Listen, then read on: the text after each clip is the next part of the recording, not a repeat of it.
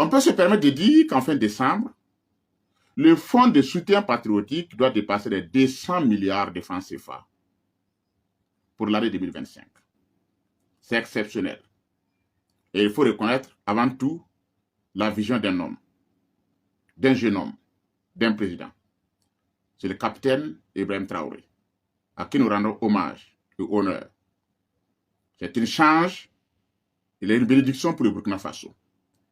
On attendait que ce monsieur-là, j'ai toujours dit lors de mes formations, un chef doit être un innovateur. L'innovation est l'une des marques des leaders. Un homme qui ne peut pas innover, qui ne peut pas transformer, ne doit pas diriger la zone. Innover, c'est faire autrement. Innover, c'est rompre, souvent même de façon radicale. La chance que nous avons avec le capitaine Ibrahim Traoré, c'est sa capacité d'innovation, sa capacité d'anticipation,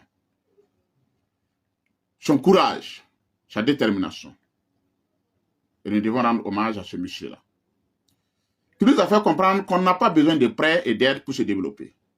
Nous pouvons nous développer en comptant sur nous-mêmes, sur notre volonté de souveraineté, sur notre volonté d'affirmation. Tous les pays sont passés par là. Les institutions dites de Bretton Woods, FMI, Banque mondiale, ça n'a développé aucun pays. Aucun. Les 101 milliards que nous avons eus, si l'on attendait que la Banque mondiale nous donne ça, elle allait nous donner avec des conditions. Elle nous dit, je vous donne 100 milliards, mais voilà ce que vous devez faire. Voilà là où vous devez investir. On vous donne l'argent et on vous impose les projets en même temps. Ce n'est pas normal. Parce que personne ne connaît le Burkina Faso mieux que les Burkinabés. Mais cette somme engagée au niveau du ministère de l'économie, les 101 milliards, ça partait aux Burkinabés. Les Burkinabés font ce qu'ils veulent avec cette somme-là. Voilà ce qu'on appelle la souveraineté. La souveraineté, ce n'est pas le fait d'avoir de l'argent. Non. Si quelqu'un vous donne 200 milliards à garder, vous avez de l'argent, mais est-ce que c'est pour vous? Si vous dépensez cette somme, on peut même vous envoyer en prison, puisque ce n'est pas votre argent. La souveraineté, c'est le fait d'avoir de l'argent et de faire ce qu'on veut avec son argent, de bâtir ses propres projets avec son argent.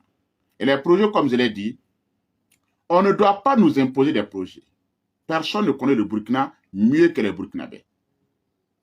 Il nous appartient, à nous, de nous déterminer, d'élaborer nos projets, de dire où nous voulons mettre l'argent pour notre bien, pour notre bien-être, pour notre développement. Si quelqu'un vous donne de l'argent et il vous dit, prenez l'argent, faites ceci et faites cela, vous n'êtes pas libre, vous n'êtes pas souverain. Le fait de chercher nous-mêmes notre argent, c'est le fait que ça nous permet de prendre cette somme pour faire ce que nous voulons avec. Ça nous permet de nous autodéterminer. Ça nous permet de nous construire dans la dignité et dans l'honneur.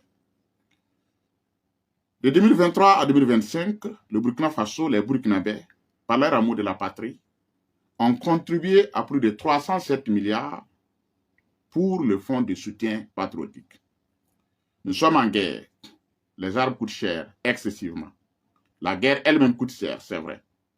Mais imaginez si l'on était dans une période de paix et qu'on allait prendre ces 307 milliards